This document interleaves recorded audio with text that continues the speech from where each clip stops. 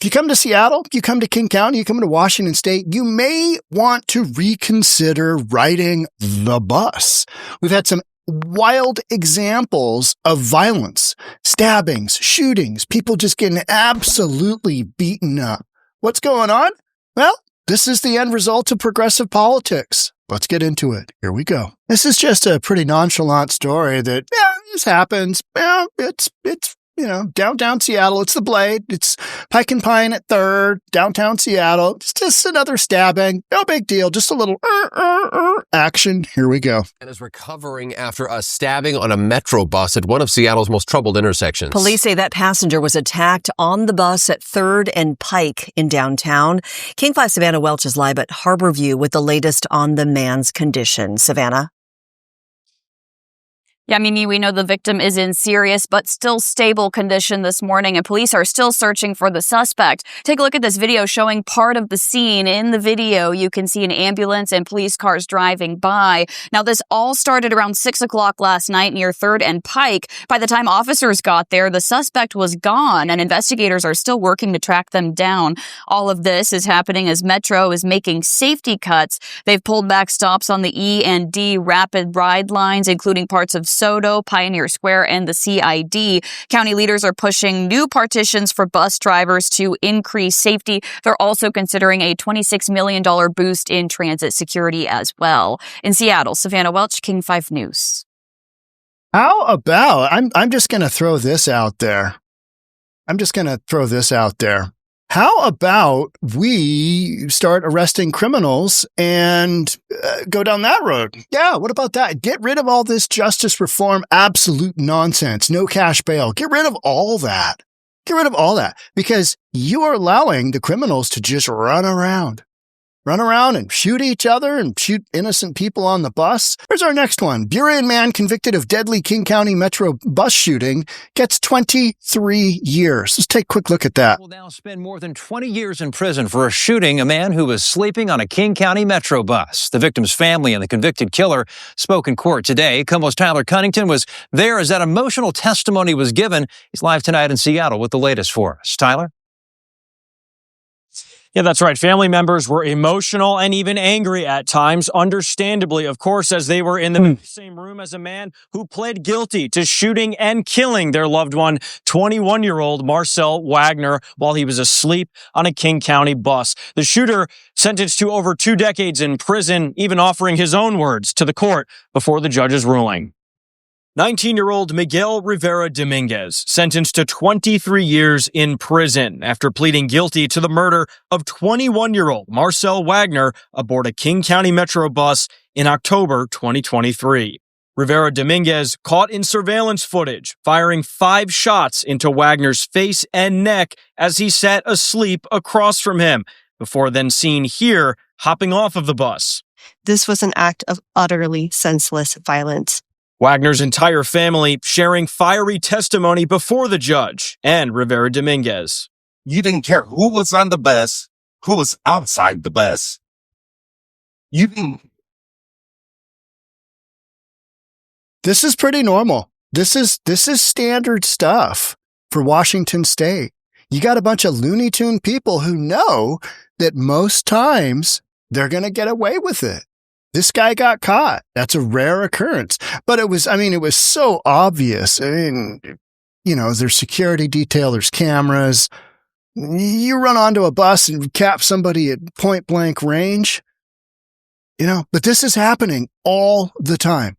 And it's because our legal system just basically doesn't work. Because we're so progressive here. We just want to let everybody out. Just, it's all good. And that gives the message that, hey, anything goes. And anything does go. Let's keep going. The defense asking for 10 years, saying their defendant was just 17 at the time and thinks he should be able to rehabilitate once he gets out. He didn't have the maturity to reflect and weigh the consequences of his actions. No, but he had the maturity to get a gun and murder somebody. For that, you should go away. Period. Instead, he just acted without thinking. But family members didn't want to hear it. He needs to think about what he did and what he terrible took away from those that love him. The judge Terrible. dismissing the argument as well. It's difficult for the court to see how immaturity or impulsivity are responsible for sort of what I would call a random and unprovoked act of extreme violence. Prior to the judge's ruling, ரிவேરા-Dominguez even offering an apology to the teary-eyed family. There isn't a single night where I don't think about what happened. Yeah, I don't care. You're guilty, son. You should go away. How about man charged with murder in Seattle Metro bus driver's deadly stabbing? Check this one out. This is horrific. Seattle bus driver now faces a charge of first-degree murder. Today, prosecutors said that Richard 𝗧𝗧𝗏 instigated an argument with bus driver 𝗧𝗜𝗠𝗘𝗦𝗧𝗏, then attacked and later killed him. KOMO's Jeremy Harris live tonight in Seattle, looking at the charges 𝗧𝗧𝗏 now faces and what's next for his case. Jeremy? Yeah, as 𝗧𝗠𝗜𝗠𝗔𝗬's family, friends, and coworkers at King County Metro mourn his death today, we learn new disturbing details about the attack that claimed his life as prosecutors seek to hold the suspect accountable in court. This is where the bus stopped as driver 𝗧𝗠𝗜𝗠𝗃 told passenger Richard 𝗧𝗧𝗏 to get off. Charging documents say there was a dispute over an open window.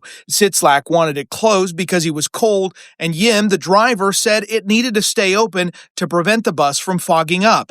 Things escalated, and prosecutors then say 𝗧𝗧𝗏 pepper sprayed 𝗜𝗠𝗃 and kicked him in the groin before stabbing him to death in an alley. The first is murder in the first degree for the stabbing death. The second is assault in the second degree for the pepper spray before the stabbing, and also assault in the third degree for the kick. Prosecutors laid out their case in charging documents, saying 𝗧𝗧𝗏 has an extremely violent nature, adding that 𝗜𝗃 is the second person 𝗧𝗧𝗏 has killed, including his roommate who he stabbed to death last year.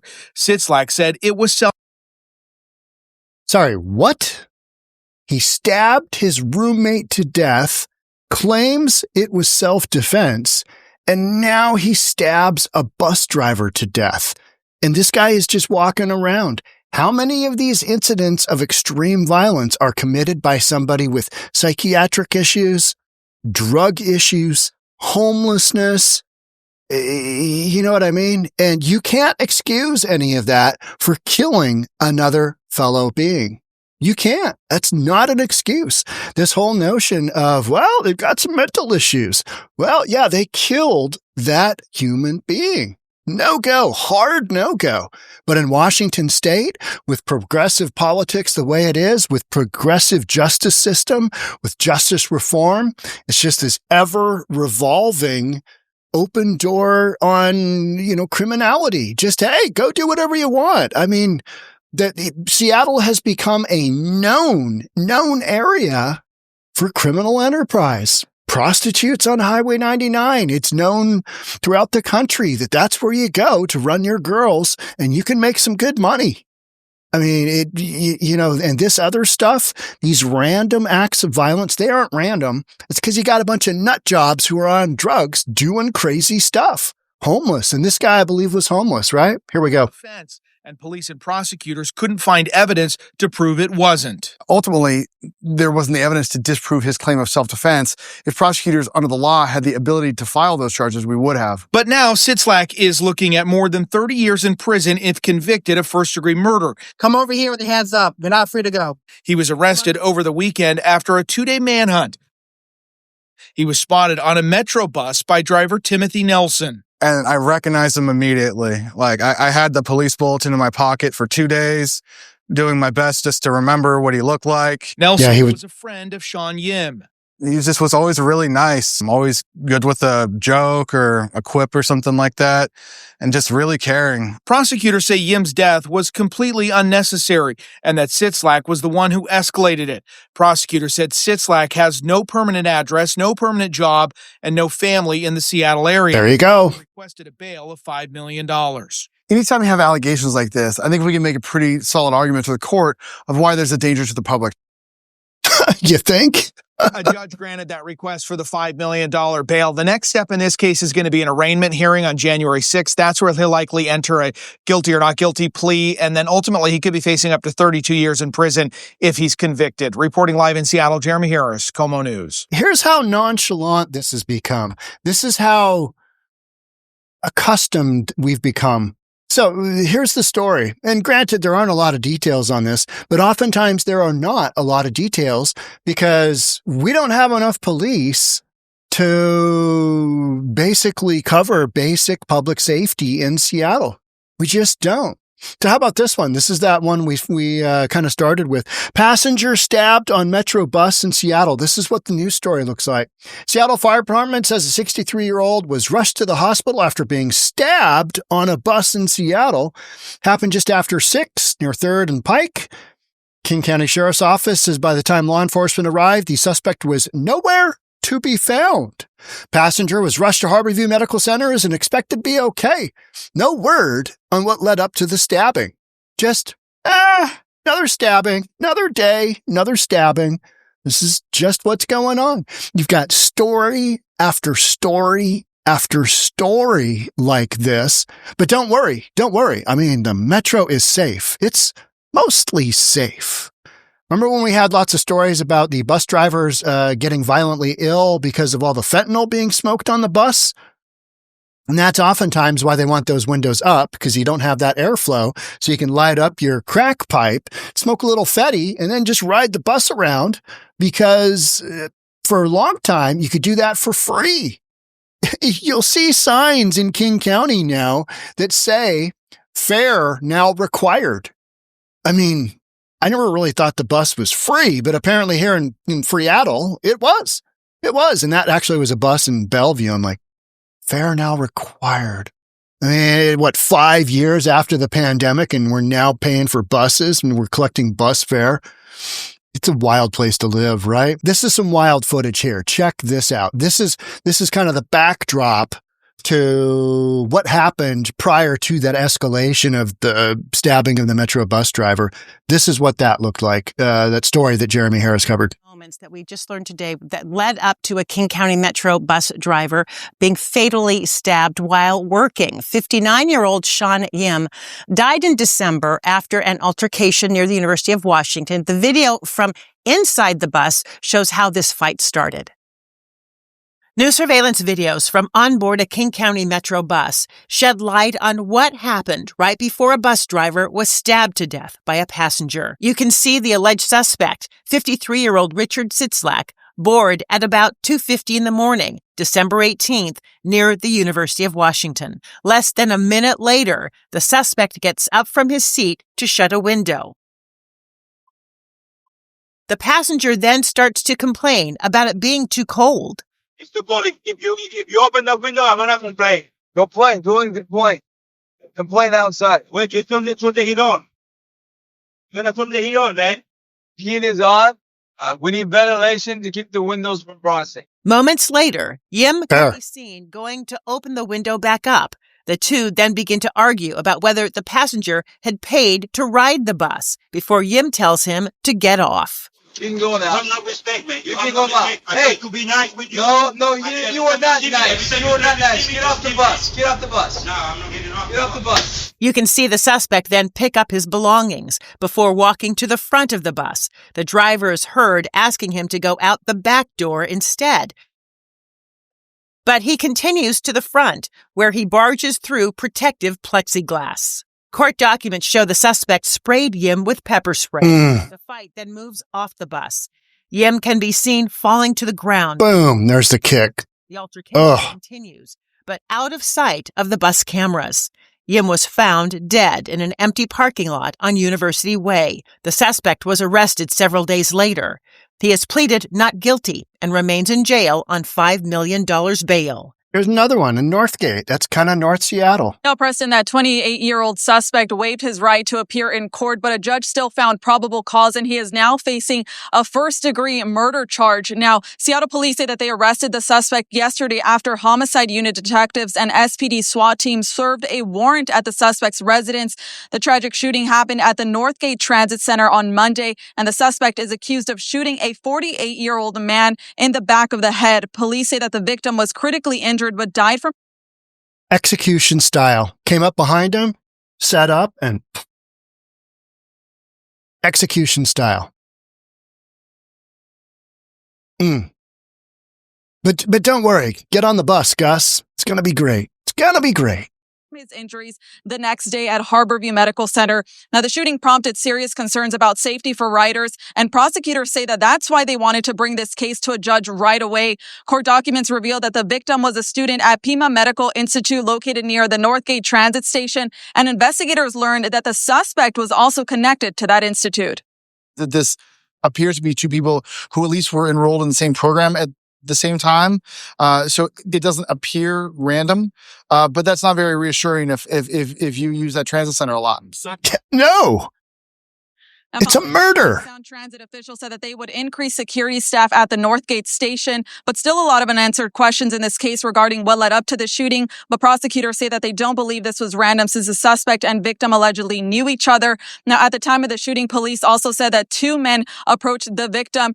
Police have not released any more information about any other suspect. But as far as this arrest, the suspect is being held on a $5 million bail. For now, reporting live in Seattle, Karina Vargas, KOMO News. Here's Mill Creek, Washington. Is just to the north here in Snohomish County.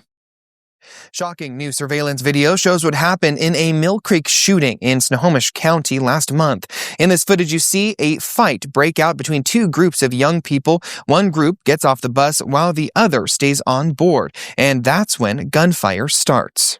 It's freaky. I want to go home. I don't want to be here anymore. I grew up in Bothell, and I moved as soon as I could, and I came back to visit, and I don't want to be here. It's scary. Literally scary. And it's the same as Seattle. They're moving this way. She's not wrong. Mill Creek police, no one was injured in the altercation. Investigators are still currently working to find everyone involved in the incident. So far, 2 individuals have been arrested. One has been identified and another was released to a parent. Kids. Those are all kids. Everybody's just running around shooting each other with the gun. 2 people shot in Metro bus in Tukwila. Let's check this one out. Sheriff's deputies say 2 people were shot and that both of them are in Harborview Medical Center behind me. King County Metro says that one of them suffered life-threatening injuries to the chest and that the other was shot in the leg. We got a call of shots being fired. It was nearly 4:30 on this President's Day when sheriff's deputies say 2 male passengers were shot on a Metro bus on South Center Boulevard near 42nd Avenue South. I don't know approximately how many people were on the bus. I don't have that information quite yet. I catch the bus a lot, so it's quite threatening to hear that. Deputies were not able to share the victims' ages, but they did say they believe 3 suspects got away. We also have our major crimes detectives on scene, currently working to identify the suspects that are outstanding. Now, hours later, King County Metro Transit Police continue their search for them and have used canines, drones, and even a helicopter in those efforts. They're asking anyone with information to call 911. We just need to get better gun laws and, start making it serious instead of joking around about it and everybody just trying to be something they're not. No other bus passengers were hurt, and the bus driver was neither in. We don't need better gun laws. We need more laws that incarcerate in a criminal justice system that incarcerates criminals. Period. We've just got this revolving door. So nobody is afraid of the judicial system here because they know they're going to get out and just go do their thing. And this is doing their thing. Getting on a bus and just shooting some people. That's pretty normal. That's maybe a little stabbing action. Who knows? Nor injured. Still, the leader of the union that represents transit employees had this to say. This is a public safety issue. It's not a transit issue. It just happens to spill onto our buses. Correct. And that's where we come in to protect our operators, but we're just as concerned about the passengers. Greg Woodfill says he plans to continue. What about arming all of the bus drivers and giving them training in how to defend themselves on the bus? Somebody starts coming after them, they shoot them. I mean, that seems fair, doesn't it? Self-defense. It's an open carry state. We could do that. Could you imagine the libtards, how upset they would get? What happened? The nice man that was assaulting the bus driver with the machete, he got shot? Oh, that's terrible. This is awful. It's like that Ukrainian refugee. Where was that? New York City? Who got just stabbed to death? Horrific. Horrific.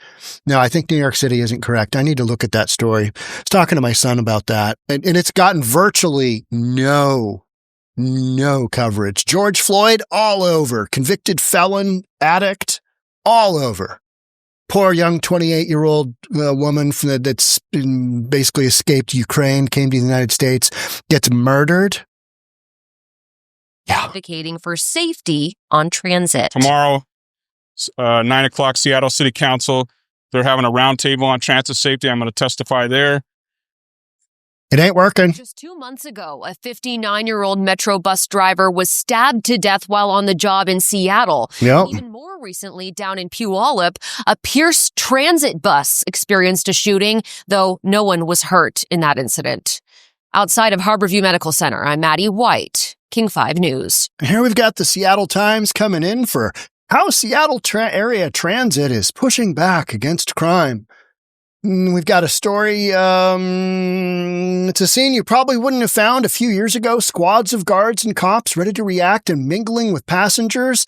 Sound Transit and King County Metro are swinging the pendulum back towards security after abandoning nearly all enforcement in 2020 during the COVID outbreak and a depolicing outcry sparked by the Minneapolis police murder of George Floyd.